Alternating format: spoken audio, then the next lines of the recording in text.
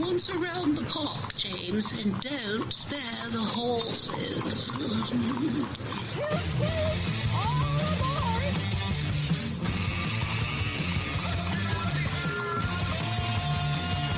It's showtime.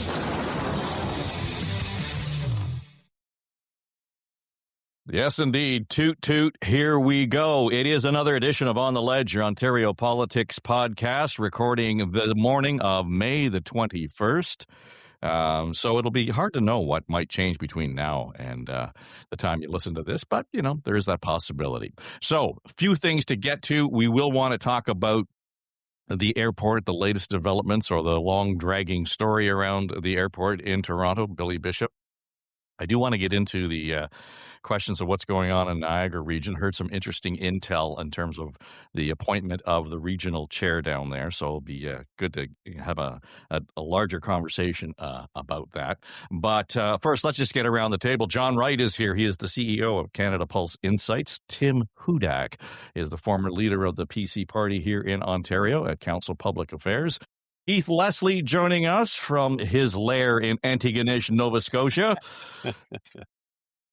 He's a frequent reporter on CHTV and a commentator at Queen's Park. And the Honourable Kathleen Wynne, former Premier of Ontario. And it's your birthday, I hear. It is. It's my Happy birthday. Well, there we go. And you got up very early for us. You're in Calgary today, so it's a very early start for you. So thanks for doing that. For you guys, anything. Well, you know, on your birthday, no less. I was going to say, you know, I can't imagine who was second on your list to share your birthday with if we were first on your list. Well, all my kids have called, so there you go. Well, as they should. Very nice. I do want to get to some of those topics I listed off the top, but I'm just curious, you know, before we came on, Kathleen, you were talking about your experience on the ground in Calgary. It's one thing to sort of watch it from afar here at the center of the universe and just, you know, take the media read on these things. There's lots going on there, whether it's the pipeline discussion, whether it's the climate questions around the carbon taxes, etc.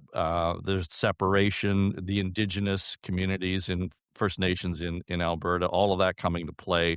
And then even last week where the Premier decided that the question around the referendum petition was, she didn't like the ruling from the government, from the court, so they're going to appeal that, et cetera. There's a whole lot of worms in the can there. What's the vibe and the read on the ground from where you sit? So I'm out here for a democracy summit, Vote Canada, and it's a collaboration between the Walrus and TMU, Toronto Metropolitan University. And so there were a lot of academics and politicos at this event. And so there were a couple of things that people are talking about a lot. One is the lack of a position from Danielle Smith. So people are convinced that in the next few days, she's going to announce that she's going to put a question on the ballot about separation. And there are, many people who feel that she is not being at all clear enough about her position, that she's not stepping up in terms of, taking the position for the country. And the other thing that people talked about, a couple of things, they asked me how we saw all this from Ontario. And I said, we're hearing that. We're hearing the issue around the Premier not taking a clear position. But also what we hear is that, there's a minority and it's not going to happen. And it's a loud, vocal kind of group, but that it's not going to happen. And I have to tell you guys, I feel more worried about the situation now than I did when I came out here, because that is what we hear in Ontario. That's kind of the in the air, that it's not going to happen. But I worry, and there was explicit talk about this yesterday, that you could slip into something, that it could be a Brexit scenario, that there are a whole lot of people who, want to send a message to Ottawa, and that they may vote to separate because of that without complete information. So I think it's a really worrisome, dangerous situation. And I also have a cousin out here, and I sat with him and a couple of friends, and they don't want at all. They don't want to separate. They are federalists, but they hear a lot of talk in their circles as well. My cousin's a construction worker. He's a general contractor, and so his clients and people are angry. There's a real kind of resurgence of the Western alienation mantra, and so I'm very worried, and I really hope that something something really bad for the country and for Albertans doesn't happen inadvertently. That's my concern. John, the whole question of the separation question on the referendum is, separate and apart from the fact that there are already, I think, 8 or 9 different questions on this referendum vote. So there are a lot of things going on that could otherwise be a distraction in terms of what's happening in Alberta on that referendum date. But my question for you is, the degree to which we should be paying more attention to it, or share Kathleen's concern. On the other hand, the danger of sort of glossing it over, sort of taking the central Canada view that, it's a minority of people and we're not really going to worry that much about it. Well, let's deal with the public opinion polling on it, because it's very consistent. So, and you even have to go to Janet Brown, who is very respected out in the Western region, and her read on this would be about 3 in 10 who would flirt with the idea of separation, of which about 1 in 10 in Alberta are very, very strongly in favor of it. So that mirrors pretty much where the polling that I've done out there, which shows that it's 23% to 25% on a regular basis who say that they would consider it, but there's a hardcore of about 13%. So, I mean, in terms of a province, that's a fairly large group of people, and it's far from a 51% majority that you would need. But I think there's a few things to reflect on. First of all, we don't know what the question is. When I took a look at the question that I asked out there, I juxtaposed it with the Alberta question, and the Alberta question was biased. It was flawed. The one that is being proposed, the federal one was much more straightforward. So the question itself and how it is referenced is going to be important, as it always is. Number 2 is the political underpinning of Danielle Smith, because she's being driven by a portion of her party, which in fact is separatist in its drive. And the federal voices have not come to bear yet, although Mark Carney is polling very well in Alberta, especially nowadays. And Jason Kenney is now urging others to get involved in the debate. So that's not had much of an influence yet. The third thing is, though, that regardless of whether it is put on a ballot or not, it's a destabilizing circumstance in the country. And we are going to be looking over our shoulder for some period of time. I mean, there's one side that says, let's just get this over with. Let's put it on and get it behind us. It's not going to solve a whole lot of issues, although Mark Carney doing what he's doing with the pipeline may, put a damper on some of those things. But there is this view of, let's get on with this and let's show that it's not going to happen.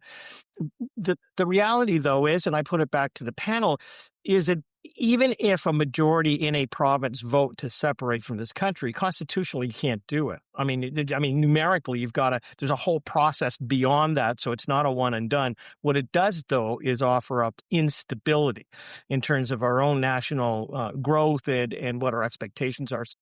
I think Premier Wynne is right. It's there. You could feel it on the ground. It's between a quarter and 3 in 10 Albertans who feel this way. But in terms of its strength right now, it's only about 1 in 10 who are really driving this. Putting on a ballot may be an option because it's being driven behind the scenes by a constituency that the Premier needs for her own well-being inside the party. Tim, it was interesting. I looked it up, and with the Premier in Alberta, playing this game. This is really, local domestic politics for her as opposed to worrying about the bigger picture nationally. That is to say, though, I looked it up. Ralph Klein is the last premier of Alberta who won consecutive elections.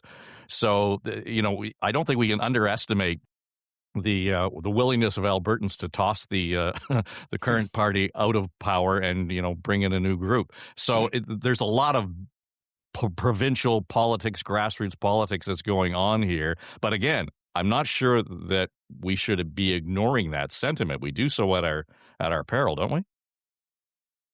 Yes. Yeah, it's a good point. I was just thinking through about re-electing premiers, and certainly the Conservative party out there, whatever name it's had, right, has a recent history of changing its leaders internally. Their system does allow that. And did Ralph Klein actually end up losing a confidence vote at the end of his career? That's my recollection, or it was pretty close anyway. So here's a couple things, and Premier Wynne would have had this experience at a premier level. I always found it interesting work as a minister at our interprovincial meetings, to try to learn a little bit about the different motivations of the other provinces. And Alberta and Quebec were usually sort of my go-to allies to push against the federal government.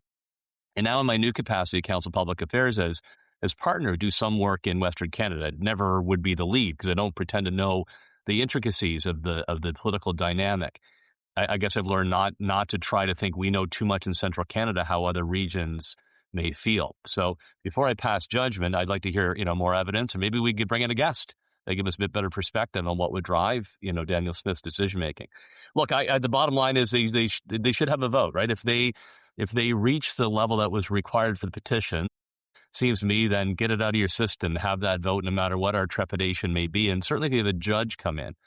When one of the driving factors behind Alberta's separation is that too much is controlled by Central Canada, suspicion of Supreme Court decisions, no Pipelines Act, all that kind of stuff. And I don't think the judge made the right decision here in Alberta either to intervene so early in the pipeline of the process. So this will actually add to the flames. Have the vote, have a fair question. I'd love to actually dig on the motivation. Keith, when we look at this, and it occurs to me, and John makes the point, just because they vote in favor of separation doesn't mean it's a done deal. But what it does do is it plants a flag for a separatist movement foundationally in Alberta. So to me, it kind of is reflexive of what happened in Quebec with Lucien Bouchard, who was, part of the Mulroney government. And all of a sudden, when he didn't get his way, he decides, to hell with you, I'm going to set up a separatist party in Quebec. And, now that they can kind of hold the government to account specifically, I can see that happening in Alberta, where they would have their own federal party that's just Alberta driven, and they're just going to be a thorn in the side of whatever government of the day happens to be sitting in Ottawa. I suppose they could go down that road, but it's pretty risky, especially for a province that relies so heavily on outside investment.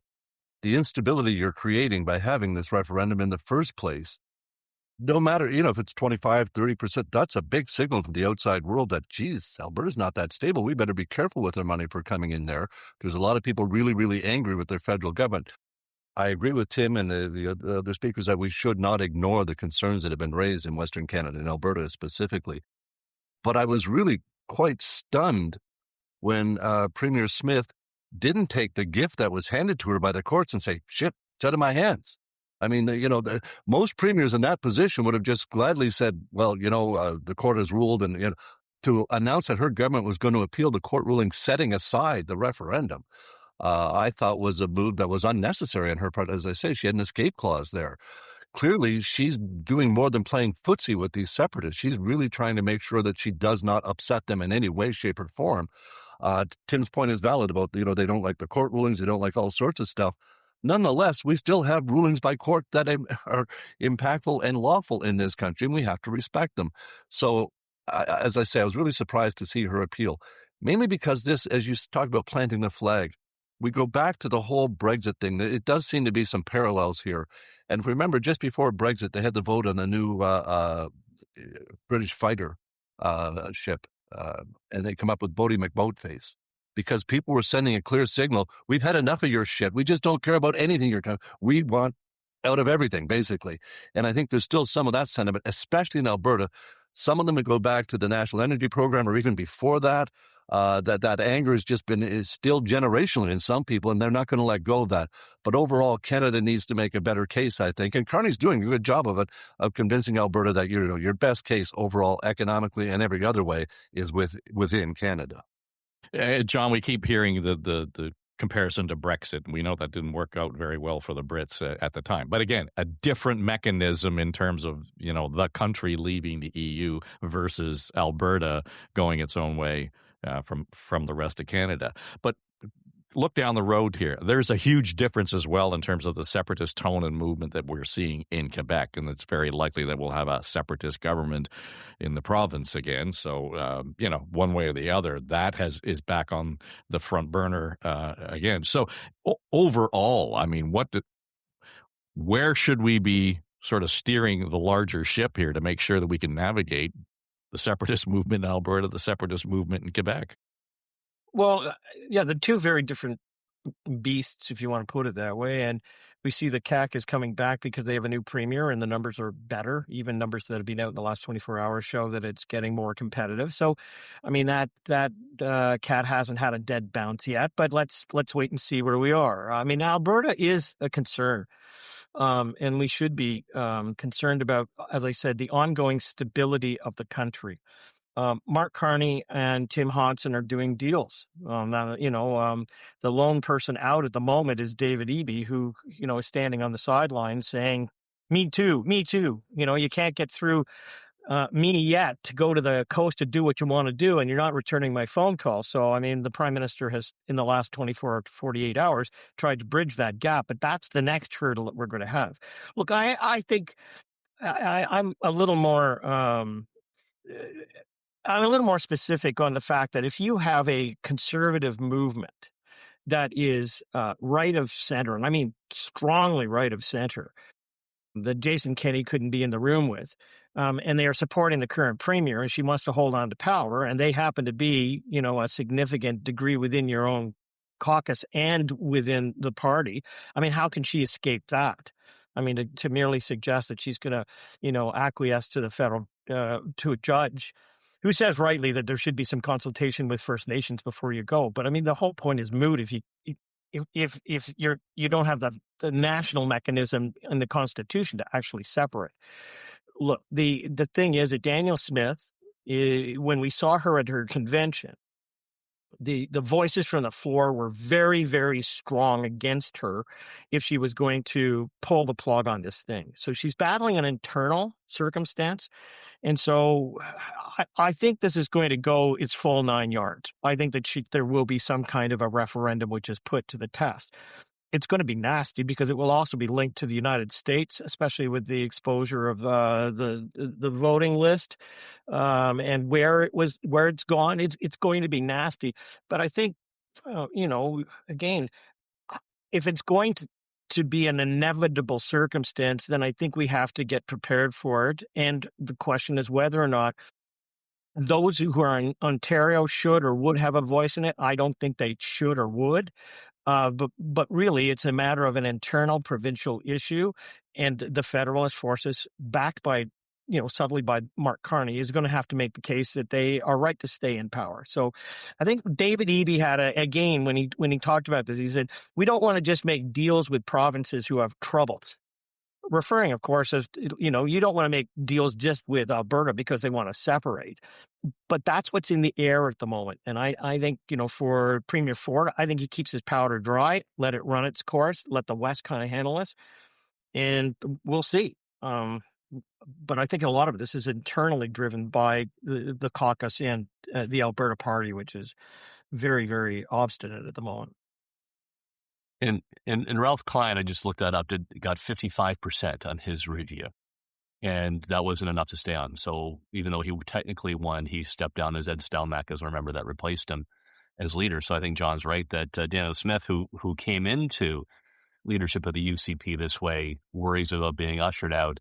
He doesn't move forward. Look, Jason Kenney, Dave, would be a great interview for you. I think he'd have a lot of perspective on this. I actually saw him at the Canada Strong and Free Network and Cardis conventions. One thing he brought up, in our private conversation was around the risks of Section 33 being reviewed, the notwithstanding clause. and how that could be explosive on this issue, depending on the outcome of the Supreme Court. Kathleen, how does this play at Queen's Park, if at all?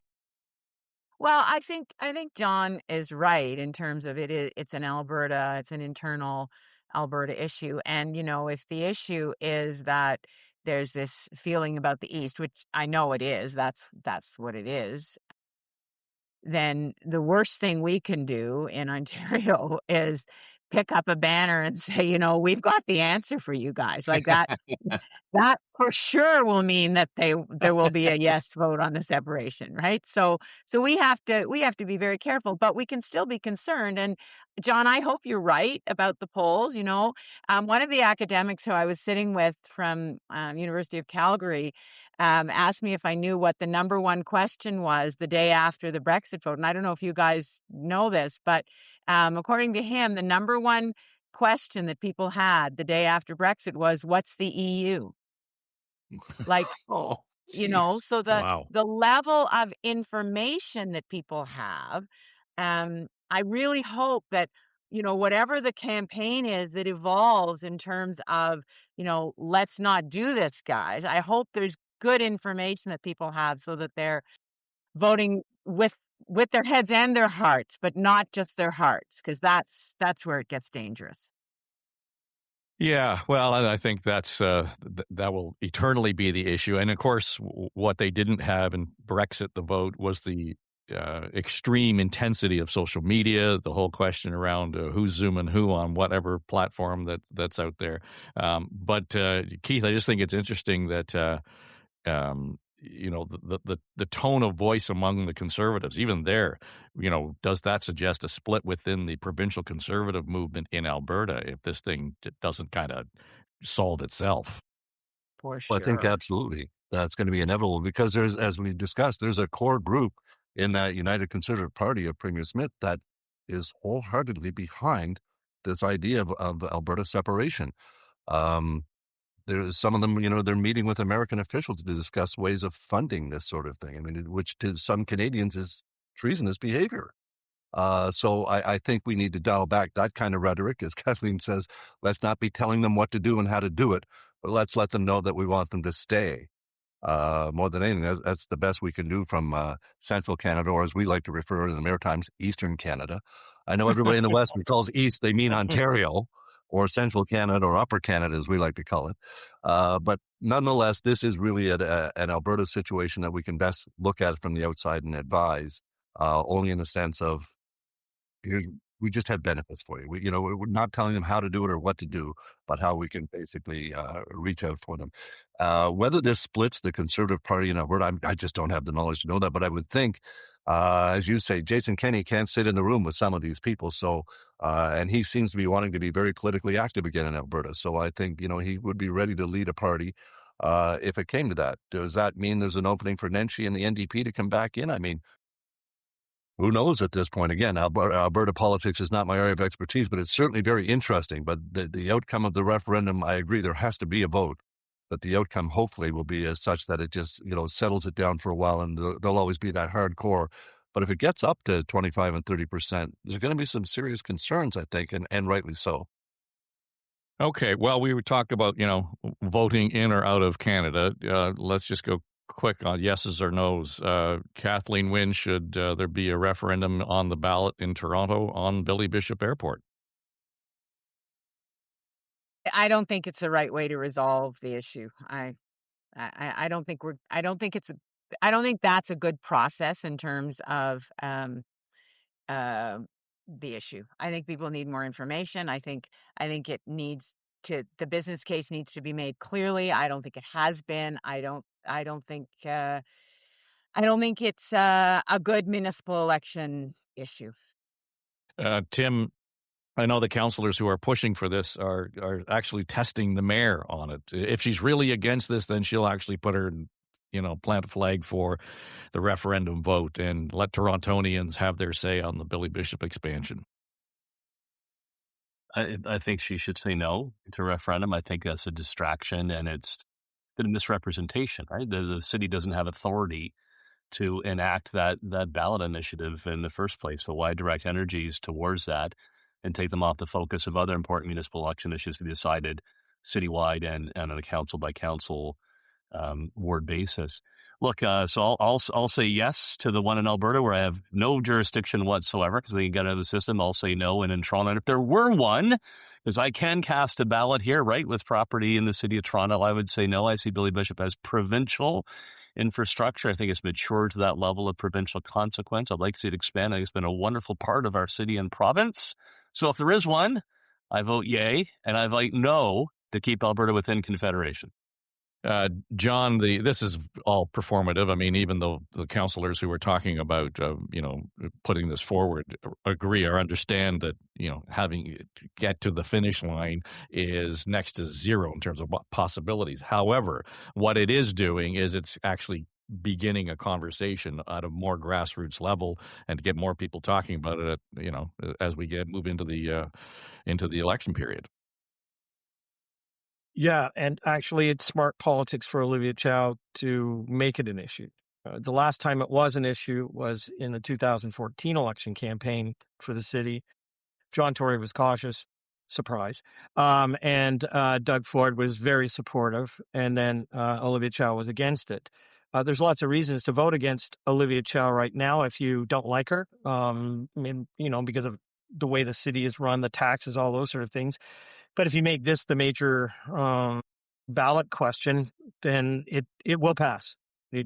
She'll campaign for it, to block it, and it becomes the essence of her campaign, and all the issues that Brad Bradford has been putting on the table just evaporate or mainly go to the sidelines. They'll try and make it something else, but if she decides to do it, there's evidence that it would be successful, saying that it should be stopped. I guess a bigger issue to me. Sorry, John. Would it if you take in Etobicoke and Scarborough and North York, have you run the numbers on that? Would it pass? Yeah, the polls here have not been supportive of it. So, I mean, it can, well, there's always the hardcore downtown, and then there's the softer on the outside, but it's not, if you say, well, what's a win? 51%, that's not it won't pass. So, it's probably about a 70% against. And again, it all comes down to the question and all those sort of things. I guess there's two things that I think about. Number one is, I don't know how linked these things are, but the fact that there was only a month between somebody saying, I think we should buy a jet and I think we should expand a runway, I mean, just seems a bit interesting to me. So that's one thing. And then the second thing really is, the effect that it's going to have. And I know that the Premier has all kinds of broad powers now, given the legislation that's being passed. But the impact that jet runway is going to have, and on the height and density restrictions it will bring, and a whole series of other things. It's not just about the island talking about the noise that it might bring. It's a really substantial issue, and it's been thrown out this week that it's going to create $5 billion worth of potential investment. So that's nonsense. I mean, really. And that's like saying that FIFA is going to increase our tourism after the fact. So, the reality is that there's not a whole lot of disclosure on what the benefits are going to be. But if Olivia Chow is heading into this fall election, and she's already got significant gain over Brad Bradford, there's nothing to stop her from sticking to her record and saying, yeah, we're going to make this the ballot question and the referendum. Yeah, Keith, it doesn't have to be a referendum even for Olivia Chow to win on this. She can just run against the airport and against Doug Ford and maybe not even mention Brad Bradford's name in some cases. Well, that's exactly what I was just going to say, Dave. You just took it right out of my mouth. Doug Ford is a perfect opponent for a mayor of Toronto to run against. And this issue sort of fits right into her bailiwick because, he's championing it so much without any real documentation or proper support for it. It just seems another one of, Ford's back of the envelope ideas. But it's a big idea that impacts the city tremendously. The referendum, John's probably right. It probably would be able to have most city residents vote against expanding the airport. I think it's all being rushed a bit too much. As Kathleen pointed out, we haven't seen the business case yet. One thing I did notice in the reporting, though, was that there's only 1.7 million passengers a year right now at Billy Bishop. Before the pandemic, it was 2.7. So they're short 1 million passengers. A third of their passengers haven't come back since the pandemic.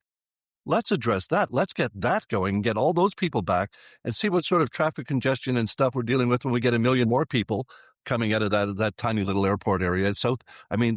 Bathurst south of the lakeshore is just a crazy place to have to drive around. If they put jets in there and bring in so many more flights, what are they talking, 50 million passengers a year? So it just seems too much for that little airport, I think, and the landfill and all that.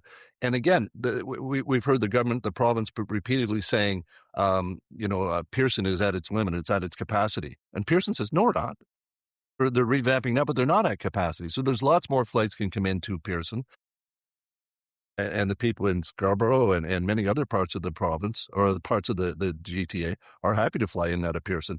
Downtown is very convenient for Billy Bishop, but not everybody wants to fly in and out of there. And I don't think the jets in the long run are necessary, but at least let's see a business case for it. Let's see the improvements that would come with it, and also the impact on the traffic and the residents in the area. But we haven't seen anything like that to support it yet.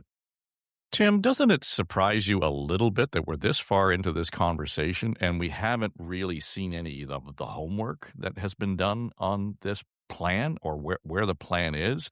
What exactly are we pitching in terms of, I mean, even the number that the Premier's throwing out in terms of the economic benefits for the economy in Toronto and across the province are questionable. There doesn't seem to be any thing under the numbers that we can point to and say, yeah, there's some research here. The question around the planning, the Toronto planners who are looking at the Portland developments, they're saying, okay, well, we can do this, but we don't know what the plan is for the airport. So how can we actually plan on any kind of housing development in the Portlands, et cetera? How high can they be? All of these sorts of things are up in the air around the whole question. So I think that's what I find most frustrating about this is if this is such a good idea, then where's the business plan, the model that's supporting this that says, oh, okay,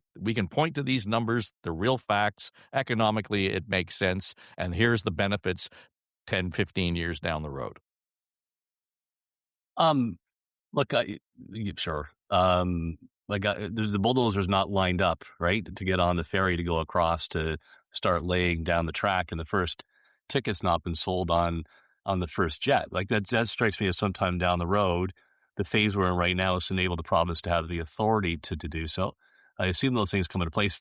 To me, it just seems axiomatic, right? But you continuously invest in your transportation infrastructure like you do with subways, roads, rails. Pearson is a disaster, and that's the most crowded piece of transportation infrastructure, I think, in the region, potentially North America, certainly in Canada. So you need the capacity side. We've got nothing else to build an airport around, and I think Hamilton is just too far away. So sure, but I'm a bit patient on that information because I think the case is, by definition, needed to invest in our airport infrastructure, and this is just a first step for authority.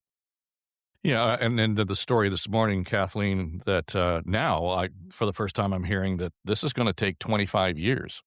This is a 25-year expansion project, 2051, by the time we get to a point that we're cutting a ribbon to say it's complete. Yeah, so it probably doesn't have everything to do with Doug's jet, right? Yeah. So, Probably. but I just think making the case, I actually think a referendum oversimplifies the issue. And I think that making the case during the municipal campaign, for why this is not a good idea. And if there is, if Brad Bradford is Olivia's main opponent and he wants to make the case for why this is a good idea, I think that conversation actually is the one that should be had. It should be explored during the campaign and let people make their decision that way. But 25 years. We just need more information as to why in the most congested part of the city on a waterfront that's got a whole lot going on in terms of, Ontario Place and figuring out what the X is going to be doing and a convention center. We need better information about why this is a good idea. And, honestly, there's nobody except maybe some of the business community who haven't stepped up and made the case, but there's nobody asking for this. The people of Toronto are not asking for this. And so it is analogous to the amalgamation of the city, quite frankly.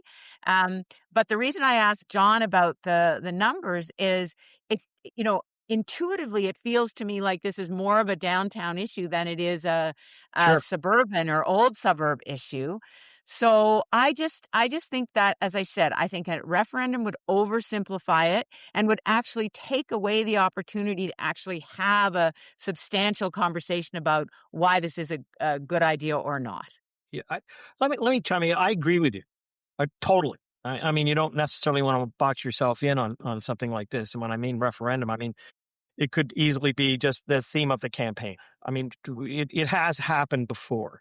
I think the question really is this the Doug Ford that doesn't exist now because he's no longer, out there saying things and, off the cuff and making decisions on the fly and doing all this sort of stuff. There was a reset, and we've seen the premier different in the last month or so.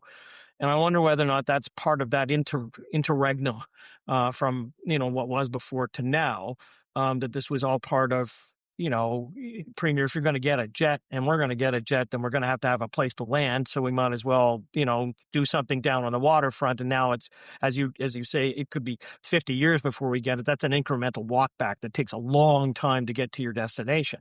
So I think, again, there's not a lot of transparency from this government on anything. I mean, just look at Ontario Place and look at the other pieces. So I doubt that we're going to get any transparency on anything like this. If anything, the request for why these decisions were made and how they were made is not going to come to light for some period of time.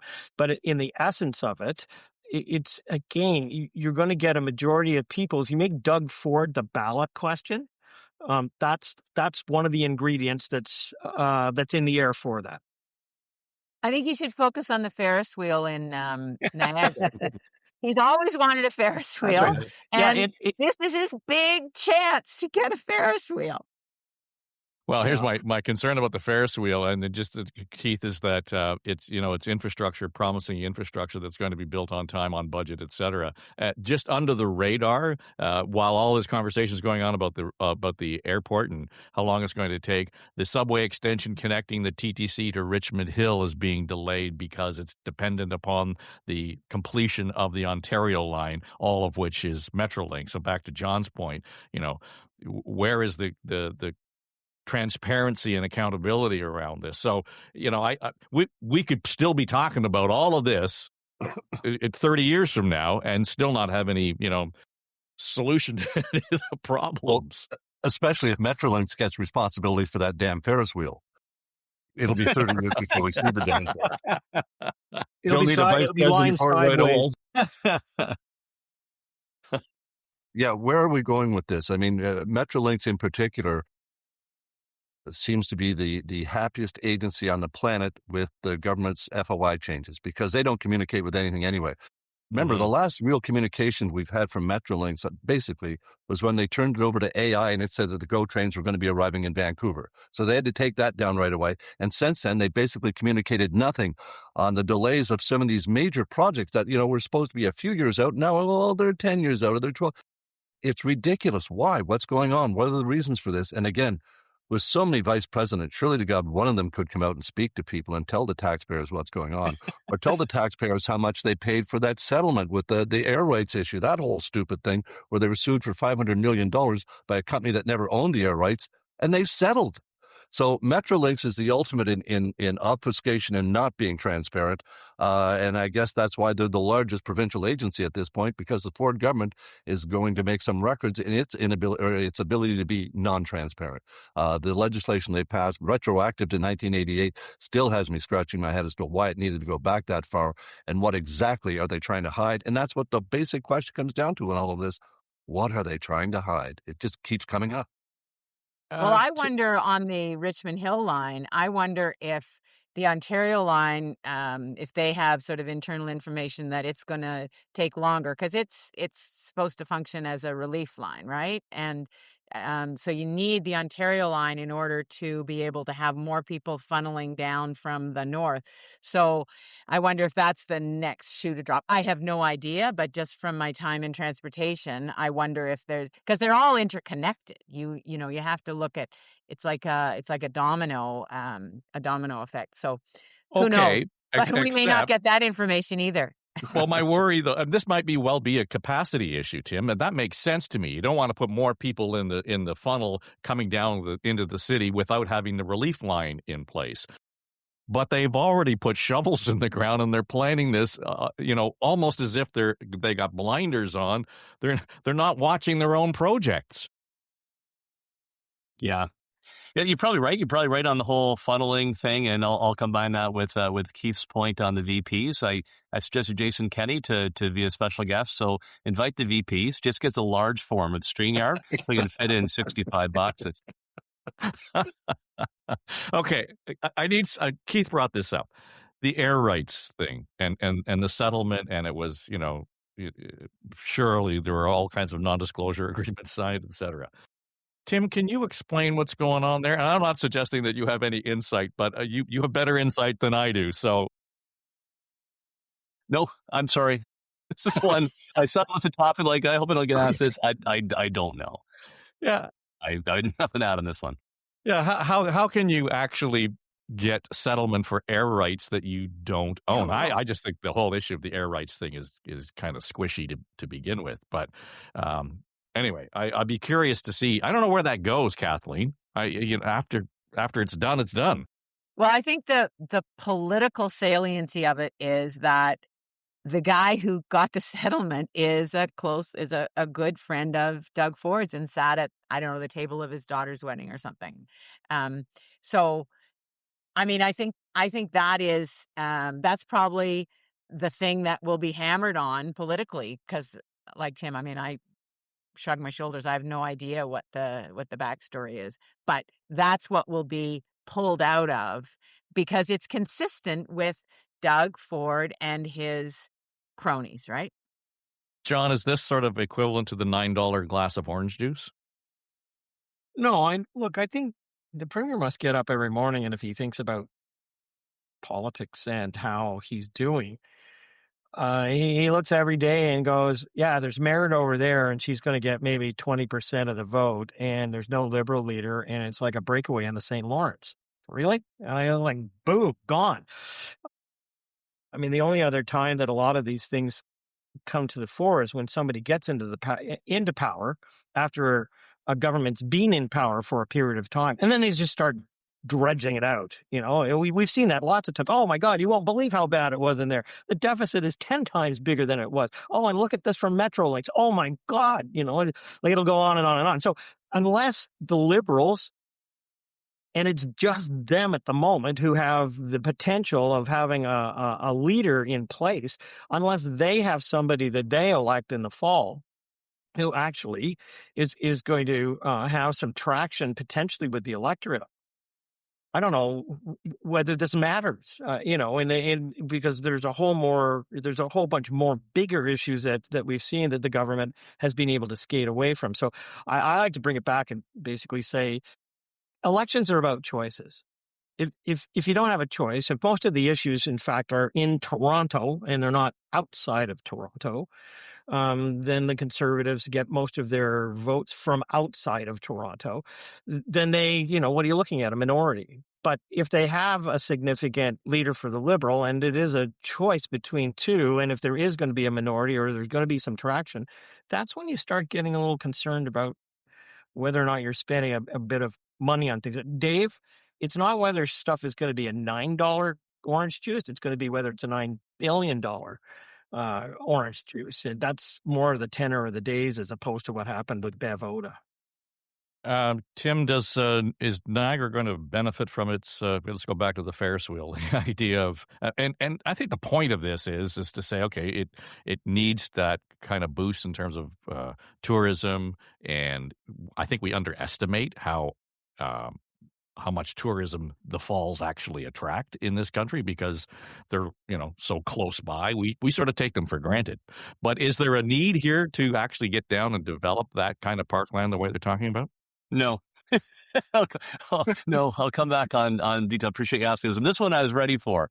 On air rights stuff. I would have, when I was opposition leader, right, you always looked for contracts and to then do the dotted lines about whose friend or donor's benefit. And I would have gone to town, and that's what you do as opposition leader. Then the government has to defend it. And certainly if you don't give a clear defense, you're going to be vulnerable to that. But having known, Premier Ford since 1995 when his dad was elected, I just don't believe in any shape or form there'd be political interference to say that pay this person off or give them benefit either from the Premier himself, certainly not staff. It just doesn't pass muster to me. I think we just don't have full information, and without an explanation by government, that's what opposition parties will do. Okay, Niagara Falls. So I'm actually really excited about the overall vision for Niagara here on the tourism side to take it to the next level. Investments in the airport, by way of example, really solid. I do like the idea of allowing multiple gaming establishments to be in the falls or the region, and the private sector can decide if they can make a profit of it as opposed to locked-in contracts and the heavy weight of the Ontario Lottery and Gaming Corporation, over them. There's plans to turn the old Toronto Hydro. You may have seen it when you're in the falls. There's this building right on the river's edge that was a generator, and it's been mothballed for a long time, to turn that into, high-end luxury hotel and entertainment space. That's fantastic as well. Transit along, the parks and such as well to move from site to site. There's an old OP generating station that's no longer used at the bottom of the falls. So we're going to RFP on what that could be from a tourism perspective. This is all very grand and exciting. And now with the closure of Marineland, there's also, expressing interest in bringing some brand new tourism attraction, could be like a Six Flags, Mattel, or Lego. These are some of the things in the ointment. Long list, all exciting. We already have a Ferris wheel there, and Deb and I and the girls have been on it pretty regularly. What's interesting here, a couple things, Dave. It's about 180 feet tall. The proposal for the provincial one done in the Niagara Parks land is over 500. It's what they call a mega wheel. So if you're picture yourself standing there at the base, right, where you're at falls levels, it could go up as high as the Skylon Tower. That's massive compared to where we are today. And you have all those hotel properties that are there, and you're going to have this massive wheel now potentially obscuring the view, of the falls. And historically, the parkland itself was developed in a different way than the American side, where it's more industrial. They try to keep a park-like feel. So they try to make sure that any tourism attractions fit in largely with the overall park-like feel from Fort Erie through the Falls, Niagara Lake. And this is in the opposite direction. So this is the one piece of the pie that I don't think makes sense. And it's not an instant win either, right? Well, we think of the one in London that did very well. Others are marginal. In places like New York City was one. I would have my notes here. Melbourne, Australia went into bankruptcy because these are awfully expensive to build. So there's a long story there. The rest of it, all great. Big new Ferris wheel that could obscure views, not so hot. Could it go up on the escarpment, Tim? Could they put the Ferris wheel up so it's not blocking the views of all the hotels? Yeah, so that's the traditional way, right? The Clifton Hill area, it's above the escarpment. It's not on the parkland, and that's, like Vegas for kids and teenagers. So there is a Ferris wheel there. As you know, it's not a mega one. You can expand that. But putting it on the park itself, that massive piece of infrastructure, that really runs against the grain of what we've done along the parkway the last 140 years. Well, we could develop where Isaac Brock is pointing, out into the escarpment. Niagara. Sure. And the last thing you want to do is make Niagara Falls kind of seem tacky by putting this in. Niagara Falls at the end of the day is. Never mind. Is another joke there. But again, this was. You take pride in that too. It's the second biggest disappointment. The issue really is again, it comes down to this thing. Is Doug Ford was making a whole series of ballot questions around him. Is this the legacy? Is this it? This is the third term, and it's embroiled in municipal infrastructure. And the question in my mind is whether or not, to your point, Tim, there's lots of good stuff that could be happening down there. This is a redundancy, and really seems folly more than anything else. It's something he can talk about. It's something he's passionate about, as opposed to that air rights issue. Because again, he was pressed.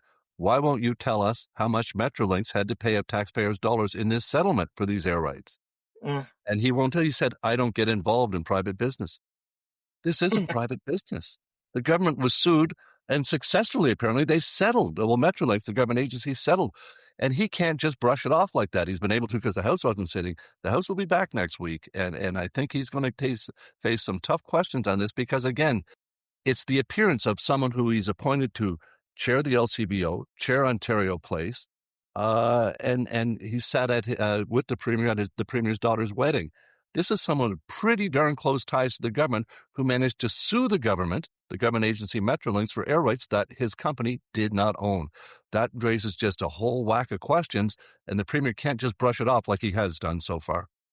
Well, Kathleen, he can brush it off because we're talking about the Ferris wheel. And in Well, as much as we've got exactly. these distractions, right? He can brush that off. We're talking about the Ferris wheel. We're not talking about the fact that the Minister of Education is not allowing the boards under supervision to stream their committee meetings or the special education meetings. Like, that's the stuff that is undermining our institutions, hurting kids, hurting families, and we're not talking about it. So when you sent out the list of topics and the Ferris wheel was on it, when I was making my notes, I just put beside it, don't care. I don't care about the Ferris wheel. Tim, I'm glad I kind of care about the airport because I think it's going to wreck the waterfront. You care about the Ferris wheel because it's going to wreck the view of the falls. But this is the stuff he wants us to be talking about, not the fact that our education system is disarray, healthcare. It makes me a bit wild, I have to say.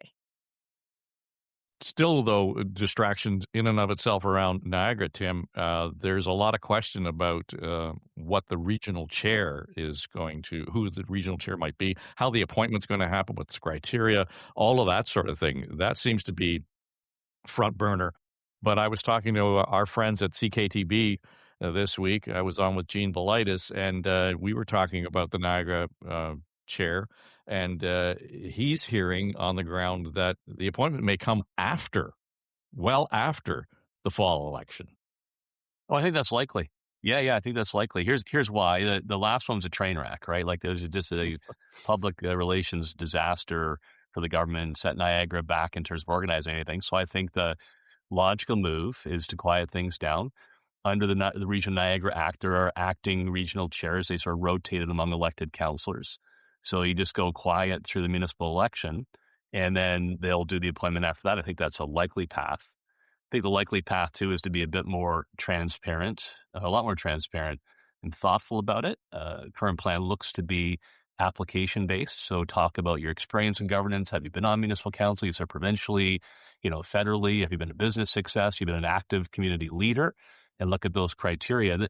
The new formulation is a combination of the strong mayor powers and an appointed chair. This creature does not exist, right? It gives him or her a lot of authority.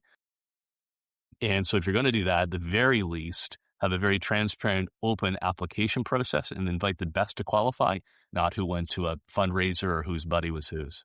But so let me follow up on that with you, because if that's the case, and we're going to deal with a resume and, sort of an HR approach to this, how does that fit with whatever the issues of the day or the ballot questions that are local and very strong municipally in Niagara in the fall? I mean, does there not have to be some connection between the view and the vision of the chair and the expressed vision of the council as it's being elected? So you mean, I'm not sure we go with that. So yes, right? I mean, the qualifications should be somebody who's going to be effective in the job. The federal government's made a transition where they want to make sure it's better linked with provincial priorities, hence the appointment. But you'd be a pretty bizarre decision to appoint somebody who has no connection whatsoever with the way decisions are made, or who can't effectively lead the council by going off in their own direction. Look, I mean, Jim Bradley was the first appointed regional chair, did a great job. God rest his soul. If you can find somebody else of that caliber that has the experience, the calm, and leadership skills, it's better than the last. Yeah, I guess, Kathleen, the point then, if council has a very specific mandate, should that not be part of the application consideration for the chair of the region?